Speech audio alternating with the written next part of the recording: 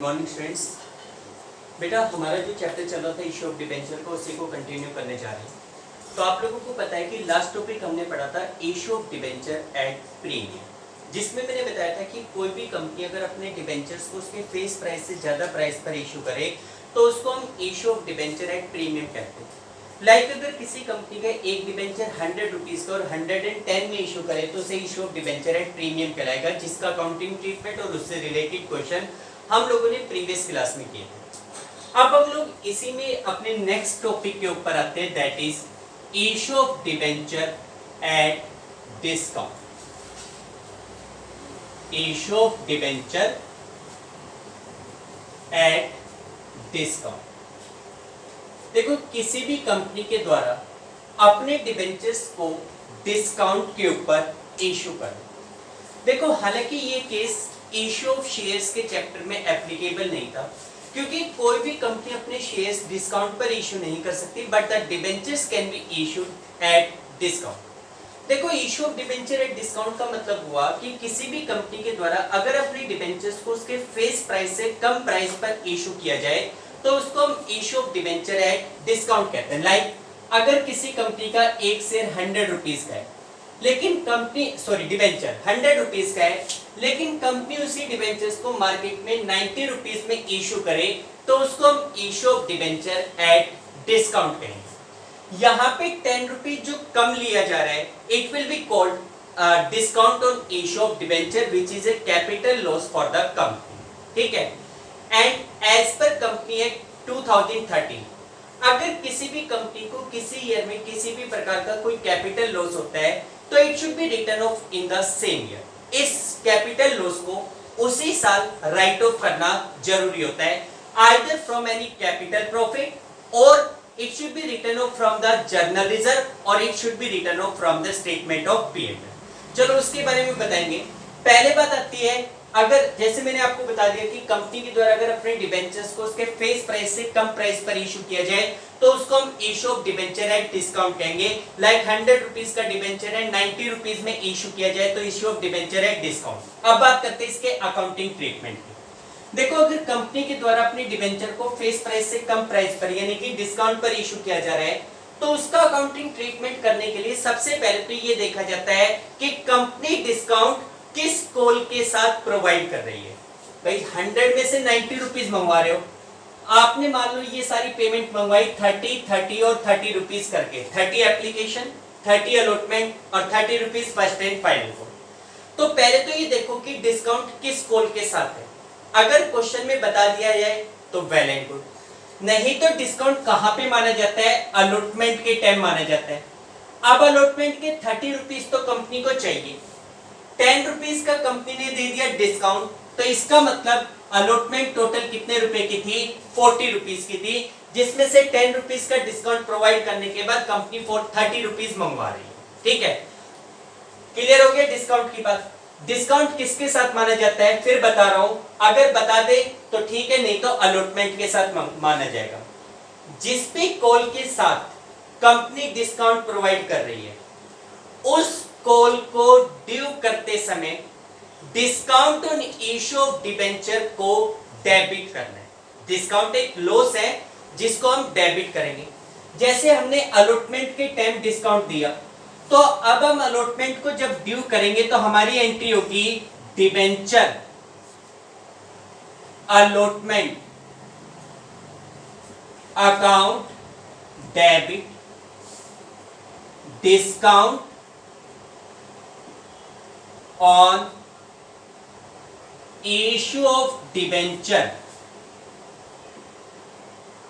account debit to debenture account भाई debenture allotment 30 rupees की, 30 rupees आपको चाहिए, डिस्काउंट है 10 रुपीज का और डिबेंचर अकाउंट में कितने चले जाएंगे, 40 रुपीज। उसके बाद हम अलॉटमेंट के पैसे को रिसीव करेंगे तो 30 रुपीज के हिसाब से अलॉटमेंट का पैसा आपको रिसीव हो जाएगा। उसकी हमारी एंट्री नॉर्मली हो ही जाएगी, bank account debit to debenture allotment, bank account debit to debenture allotment account. ठीक है, allotment money receive at the rate of 30। ठीक है बेटा, ये हमारे पास है treatment of issue of debenture at discount, discount का ट्रीटमेंट।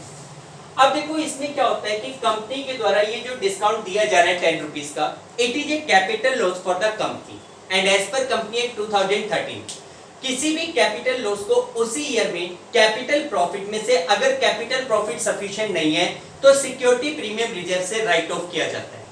तो देखो बेटा, अगर क्वेश्चन में इस डिस्काउंट को राइट ऑफ करने के लिए कहा जाए तो आप राइट ऑफ करने की एक एंट्री और करेंगे लास्ट में at the end of year. कैसे भाई, ये देखो कि यहाँ पे जितने का डिस्काउंट दिया जा रहा है उसको पहले तो कोशिश करो सिक्योरिटी प्रीमियम रिजर्व से राइट ऑफ करो।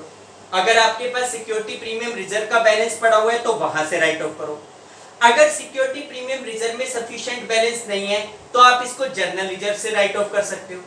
अगर जर्नल रिजर्व में भी बैलेंस नहीं है तो बचा हुआ अमाउंट आप स्टेटमेंट ऑफ P&L से राइट ऑफ करोगे।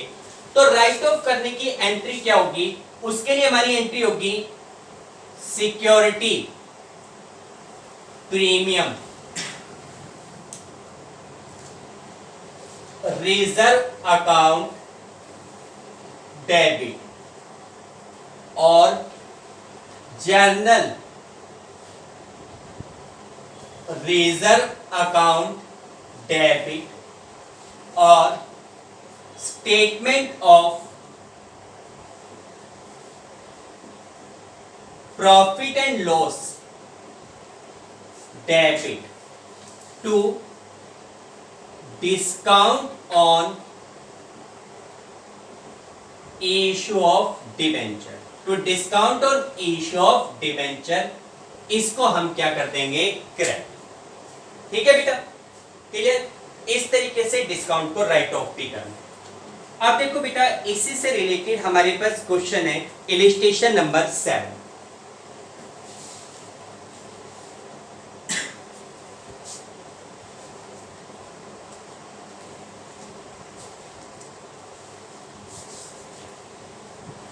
देखो बेटा, 7th क्वेश्चन में क्या कहा गया है कि Surya limited issue 2500 15% debenture of 100 each eight a discount of 10%।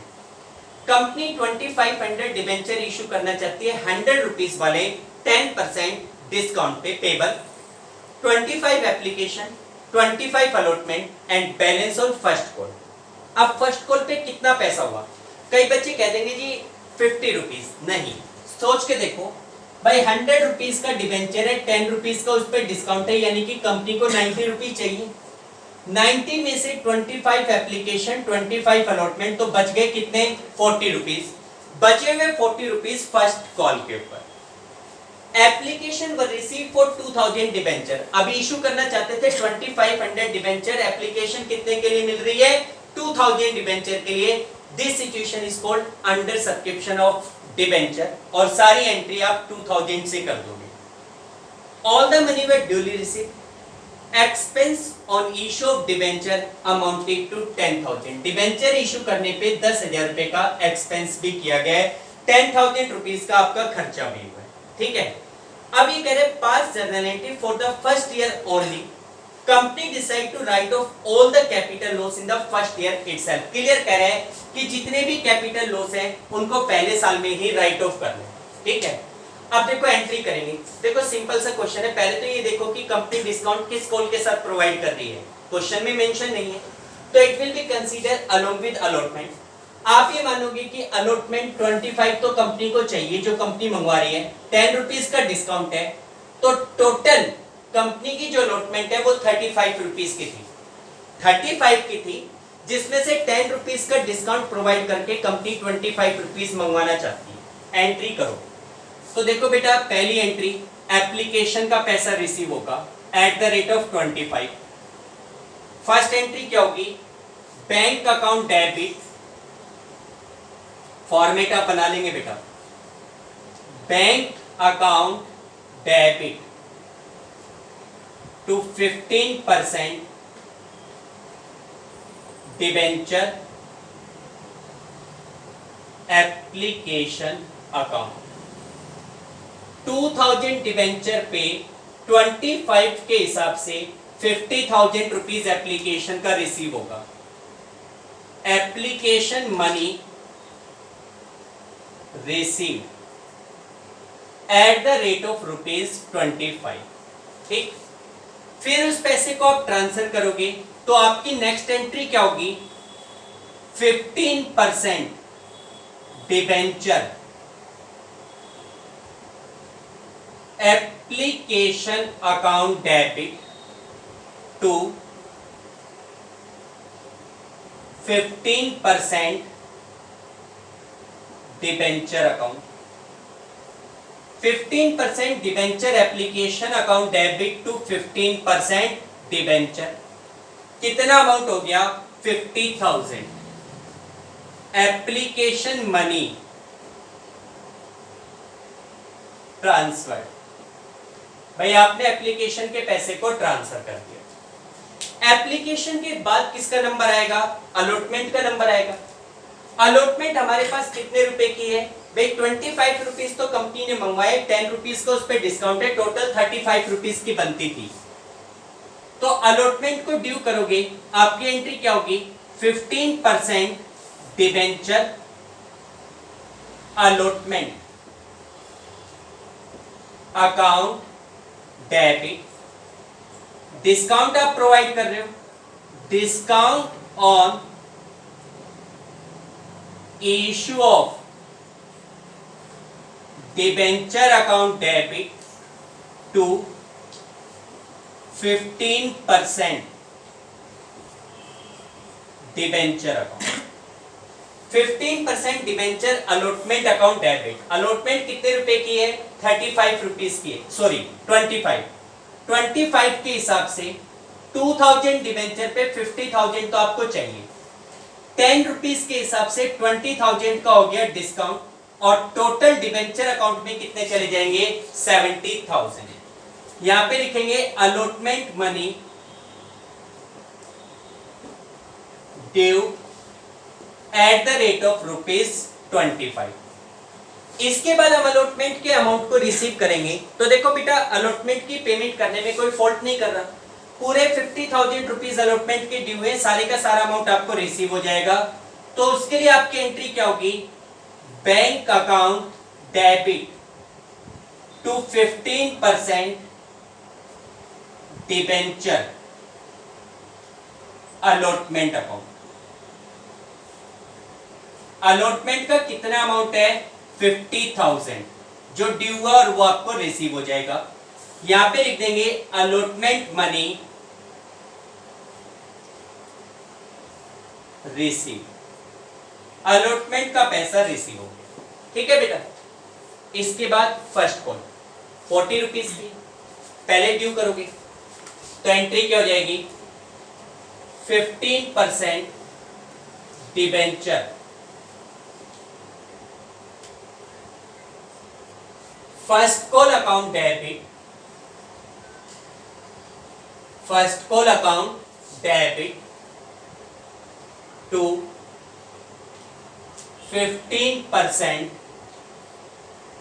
Debenture account. बेटा फर्स्ट कॉल 40 रुपीज की है, 2000 डिबेंचर पे 40 रुपीज के हिसाब से 80,000 रुपीज बनते। First call due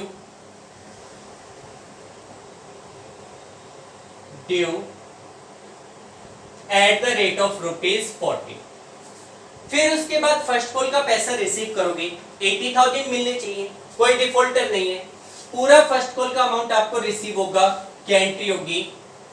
bank account debit to 15% debenture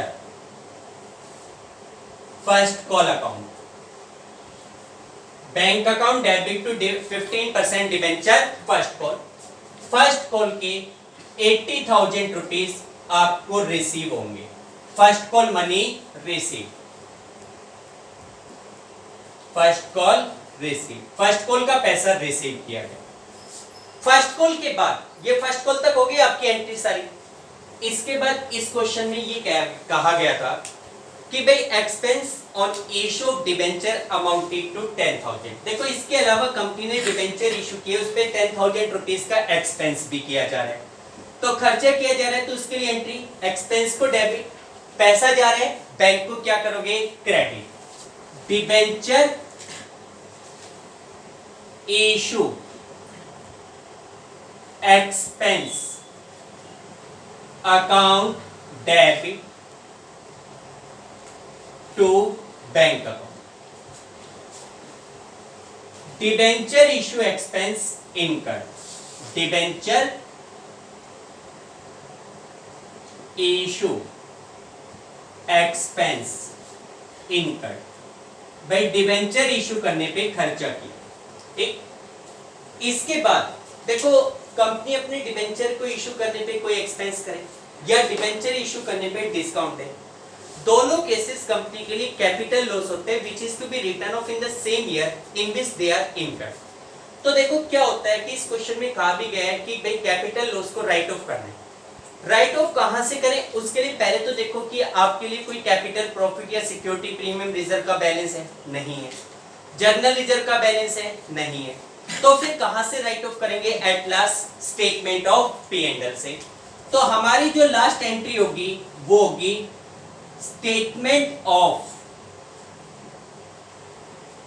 profit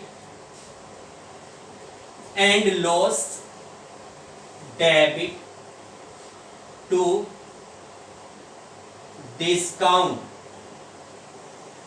on issue of debenture and to loss नहीं expense and to expense on issue of debenture। Total कितने का लॉस राइट ऑफ करना है, 20 ये और 10 ये, 20,000 का डिस्काउंट और 10,000 का एक्सपेंस। यहां पे लिखेंगे discount and expense on issue of debenture, on issue of debenture return।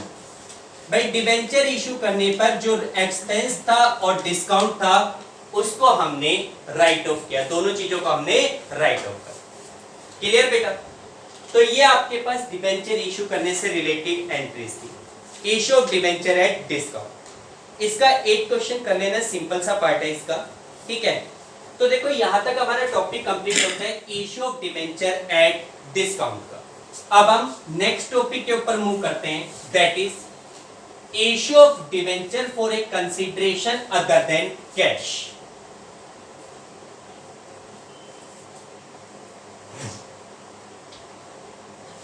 देखो बेटा अब हमारा जो नेक्स्ट टॉपिक है इसका नाम है issue of debentures,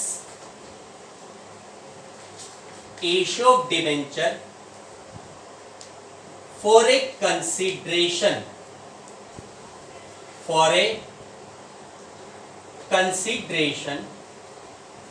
other than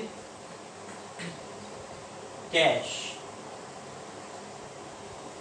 cash को छोड़कर किसी और कंसीडरेशन के बदले में डिबेंचर इशू करना, यही टॉपिक हमारा प्रीवियस चैप्टर में था, issue of share for a consideration other than cash, जिसमें हमने देखा था कि कोई भी कंपनी अगर किसी दूसरी कंपनी से या किसी दूसरे बंदे से बिल्डिंग, मशीन, फर्नीचर, कोई भी एसेट्स, लायबिलिटी या बिजनेस को टेक ओवर करती है, उसके बदले में डिबेंचर इशू करती है। प्रमोटर्स को डिबेंचर इशू करती है, अंडरराइटर्स को डिबेंचर इशू करती है फॉर देयर सर्विस, तो उसे issue of debenture for other consideration, issue of share for other consideration कहा जाता है। इन द सेम वे अगर कंपनी के द्वारा कैश को छोड़कर किसी और चीज के बदले में डिबेंचर इशू किए जाए तो उसको हम issue of debenture for other consideration कहा जाता है। इसमें अगर कोई भी कंपनी डिबेंचर इशू करेगी तो उसके बदले में कोई ना कोई एसेट्स, कोई ना कोई प्रॉपर्टी एक्वायर करेगी। कंपनी के द्वारा अपने डिबेंचर प्रमोटर्स को इशू नहीं किए जाते। देखो promoters can be the owner of company but they can not be the creditor of the company. यानी कि कंपनी प्रमोटर्स को उनके सर्विसेज के बदले में शेयर दे सकती है, डिबेंचर नहीं दे सकती। तो डिबेंचर में हमारे पास अदर कंसीडरेशन में एक ही पॉइंट आएगा कि भाई किसी दूसरी कंपनी के बिजनेस को टेक ओवर करना है, किसी दूसरी कंपनी की एसेट्स, किसी दूसरी कंपनी से एसेट्स परचेज करना और उसके बदले में उनको डिबेंचर इशू करना, ठीक है। तो देखो अदर कंसीडरेशन में क्या एंट्री होगी, जैसे सबसे पहले for acquiring assets and liability from other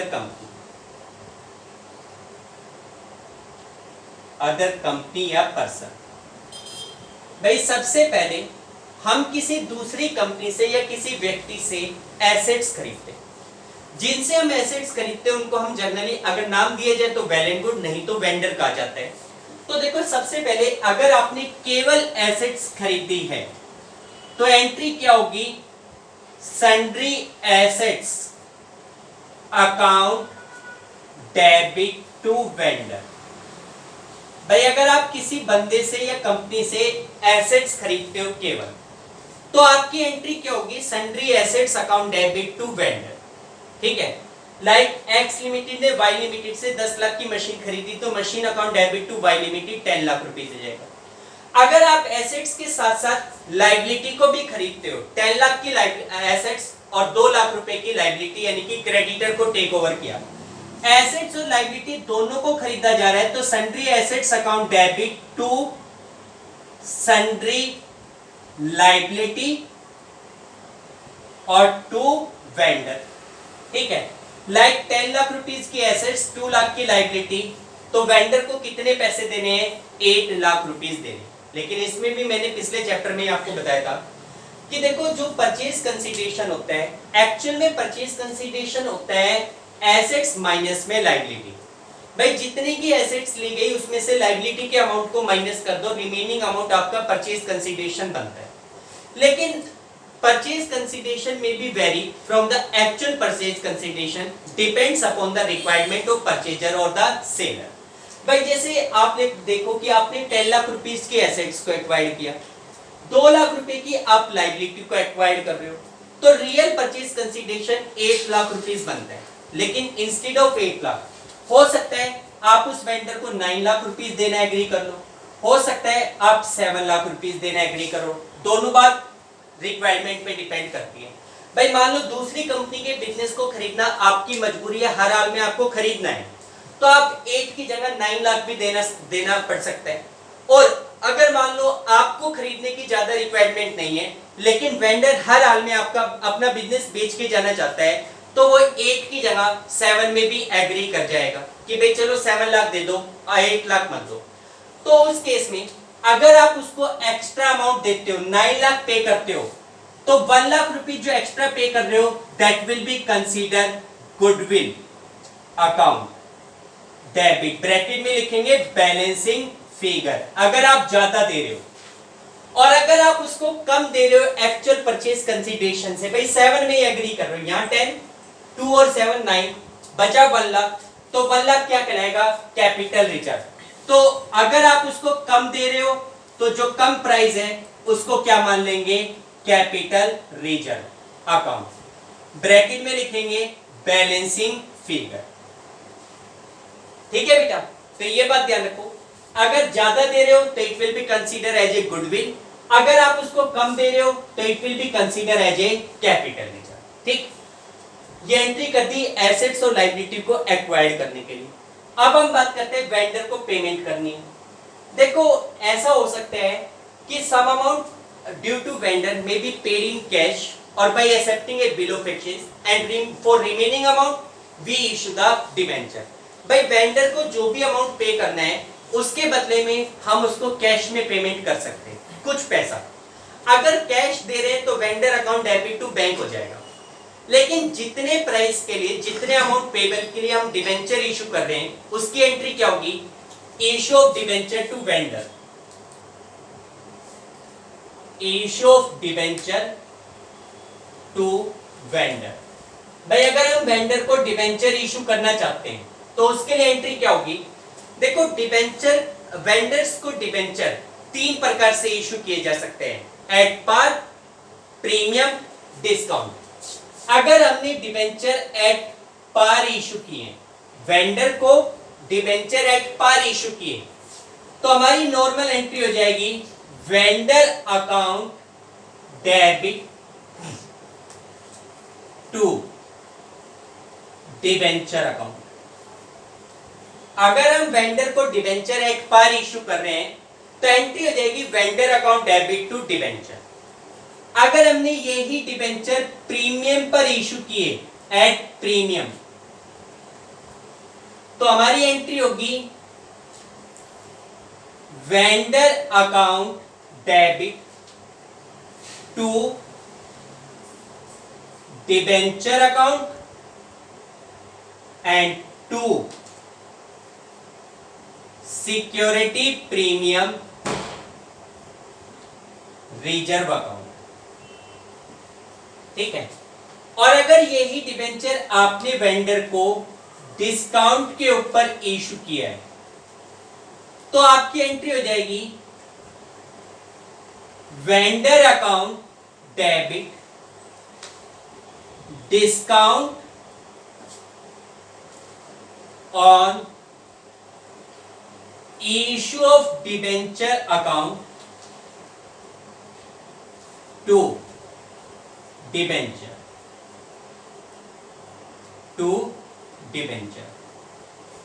इस तरीके से आप लोग वेंडर को डिबेंचर इशू करोगे एट पार, एट प्रीमियम या एट डिस्काउंट।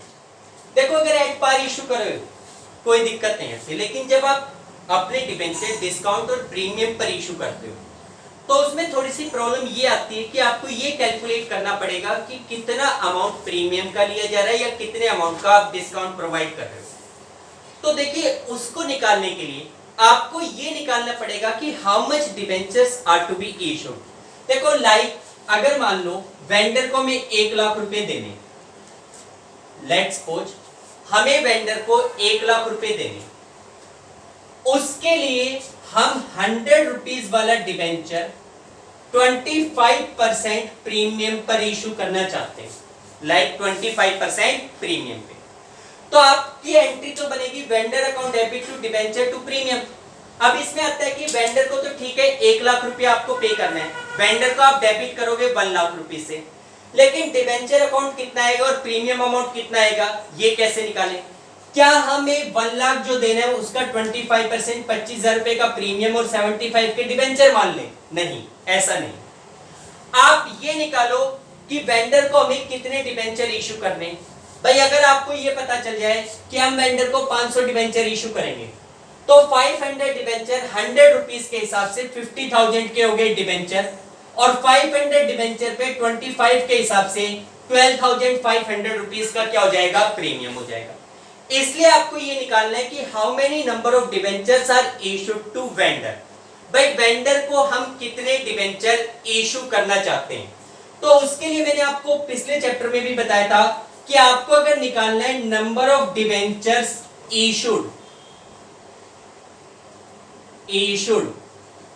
टू वेंडर, तो उसका फार्मूला होगा अमाउंट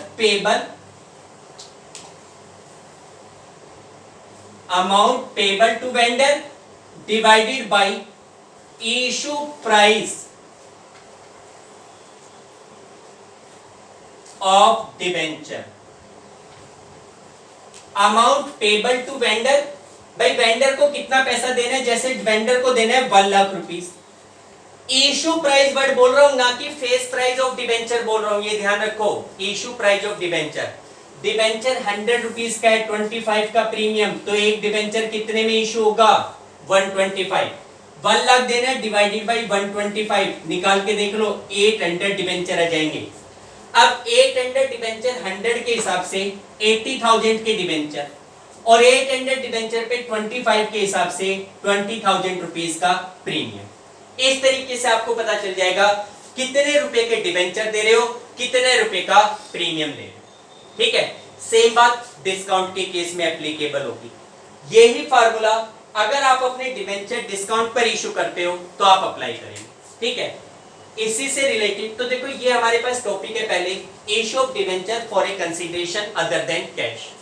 इसी से रिलेटेड हम लोग एक क्वेश्चन करते हैं, illustration 9।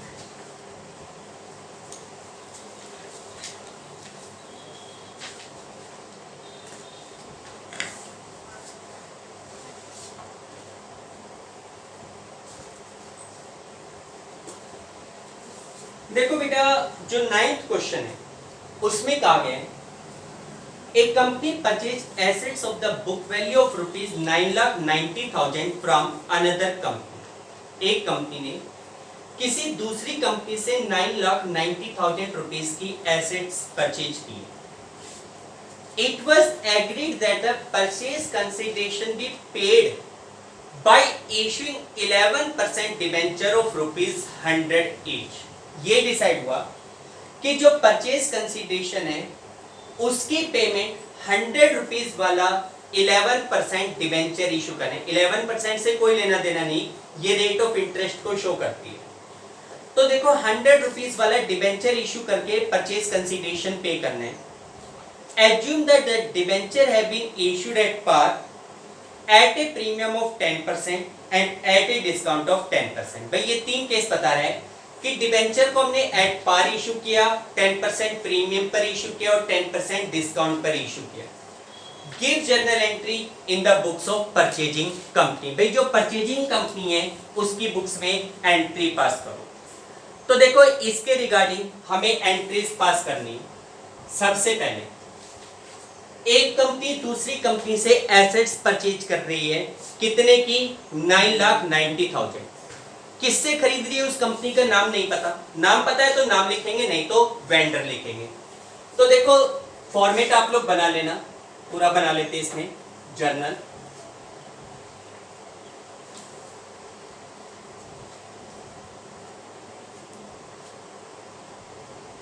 Date, particular, ledger, folio amount, debit amount, credit, ये चीजें लिख लेंगे. सबसे पहले 990 की एसेट्स खरीद लो. अच्छा एसेट्स में कौन सी एसेट्स? नाम नहीं पता तो सन्ड्री एसेट. नाम पता होता तो नाम लिखते हैं. सबसे पहले आपने एसेट्स को खरीदा, क्या एंट्री बनेगी? Sundry assets account debit to vendor account. कितने रुपए की एसेट्स खरीदी जा रही है?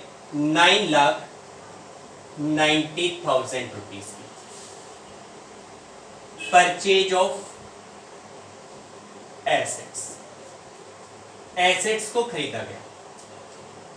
अब उसके बाद परचेज कंसिडरेशन की पेमेंट करनी है. तीन डिफरेंट केसेस हैं. पहले केसेस में 100 रुपीज वाला डिबेंचर इशू कर रहे हो एट पार, तो नंबर ऑफ डिबेंचर कितने होंगे? बेटा 9,90,000 रुपीज पे करने हैं वेंडर को. एक डिबेंचर आपका 100 रुपीज का है, 100 से डिवाइड कर लो, रफली कैलकुलेट कर लो, 9900 डिबेंचर इशू करने पड़ेंगे. एट पार में तो कोई दिक्कत नहीं है, उसमें तो सीधी सीधी एंट्री हो जाएगी. Vendor account debit to 11% debenture account.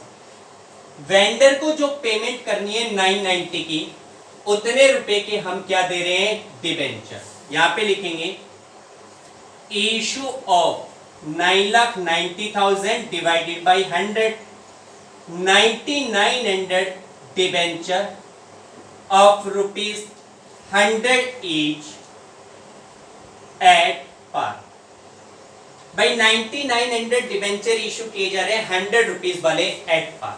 ठीक. सेकेंड केस में कह रहे हैं एट 10% प्रीमियम. भाई आप 100 रुपीज वाला डिबेंचर 10% प्रीमियम पर इशू करना चाहते हो. 100 रुपीज का डिबेंचर 10 का प्रीमियम. तो अब आपको ये कैलकुलेट करना पड़ रहा है कि वेंडर को जो पैसे देने हैं उसमें से कितना अमाउंट डिबेंचर का होगा, कितना अमाउंट प्रीमियम का.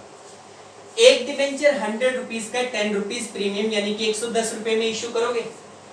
तो आप निकाल लो कितने डिबेंचर इशू करने. तो उसके लिए मैंने बताया था अमाउंट पेबल, पूरे के पूरे अमाउंट की पेमेंट आप कैश में डिबेंचर के थ्रू कर रहे हो. तो अमाउंट पेबल तो कितना हो गया? 990.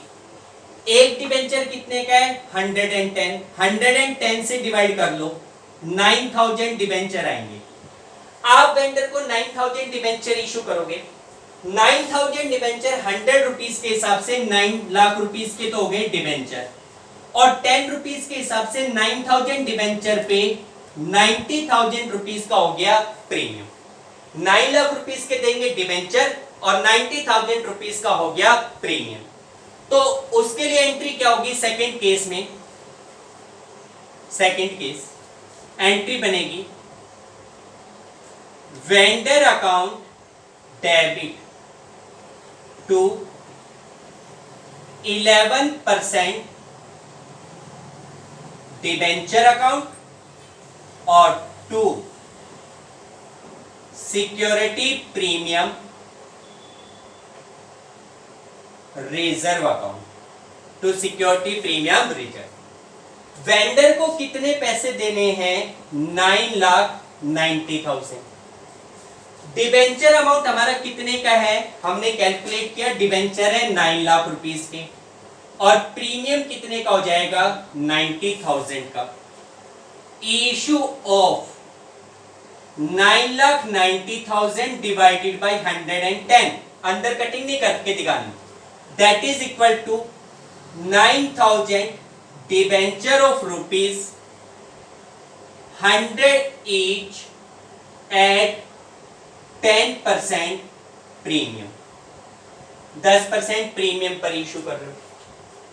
तीसरे केस में कहता है एट ए डिस्काउंट ऑफ 10%। भाई आप डिबेंचर इशू कर रहे हो 10% डिस्काउंट पे, 100 रुपीज का डिबेंचर, 10% 10 रुपीज का डिस्काउंट, यानी कि एक डिबेंचर कितने में इशू करोगे? 90 में। अब आपको ये निकालना है कि डिबेंचर का अमाउंट कितने का बनेगा, डिस्काउंट का अमाउंट कितना बनेगा। तो वही तरीका, amount payable 990, 9,90,000 divided by issue price. एक डिबेंचर कितने में इशू कर रहे हो? 90 से डिवाइड कर लो, 90 से डिवाइड करोगे 11,000 डिबेंचर बनेंगे। 11,000 डिबेंचर 100 रुपीज के हिसाब से 11 लाख के तो हो गए डिबेंचर, और 10 रुपीज के हिसाब से 11,000 डिबेंचर पे 1,10,000 रुपीज का हो गया डिस्काउंट। ठीक है, तो इशू की एंट्री क्या बनेगी? थर्ड केस में डिस्काउंट को डेबिट करेंगे, vendor account debit discount on issue of debenture account debit to 11% debenture account. Vendor account debit discount on issue of debenture account debit to 11% debenture. बेटा vendor को कितनी payment करनी है? 9,90,000, 9,90,000। Discount कितने का हो गया? 1,10,000, और टोटल डिबेंचर कितने के बन गए? 11 लाख के। यहां पे लिखेंगे issue of 9,90,000 divided by 110, that is equal, sorry, divided by 90, that is equal to 11,000 debenture of rupees 100 each at 10% discount. 100 rupees वाला डिवेंचर 10% डिस्काउंट पर इशू। ठीक है बेटा, क्लियर? तो देखो ये था हमारे पास issue of debenture for a consideration other than cash, यानी कि कंपनी के द्वारा अपने डिवेंचर्स को कैश के अलावा किसी और कंसीडरेशन में इशू कर। ठीक, आज के लिए इतने क्वेश्चंस काफी, यहां तक के क्वेश्चंस करके देखिए। कल हम इसी टॉपिक को कंटिन्यू करेंगे, इसी टॉपिक से रिलेटेड कुछ अच्छे क्वेश्चंस और हैं। ठीक है बेटा, तो यहां तक करके देखिए। Okay, thank you, have a nice day.